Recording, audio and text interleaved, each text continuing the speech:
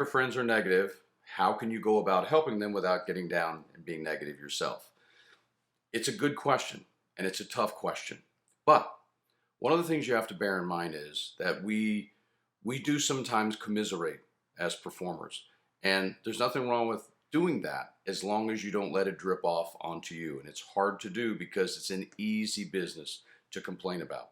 So the most important technique that I would tell you to do to avoid letting it kind of landing on you and you walk out from talking to your friends and you feel lousy and it's like they feel lousy and now everybody feels lousy is just stay in suggestion mode and stay into listening mode. There's an old phrase that used to exist: don't get on the game board with them, but be a good friend and listen and simply offer options and probably at some point perhaps leave the conversation before it goes on for too long.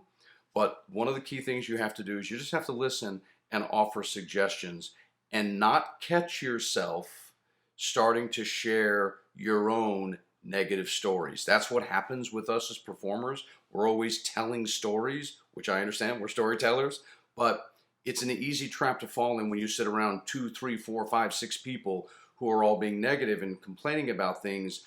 It's easy to get into starting to tell your own stories. So if you avoid telling your own stories, stay out of the I pronoun and stay focused on asking them what's wrong. Here's my thought and suggestion. Next, what's wrong? And just stay in the listening and suggestion mode. And then if it's going to continue, then perhaps also just remove yourself from the scenario, whether it's leaving a party, leaving a bar, or just leaving someone's environment at that time.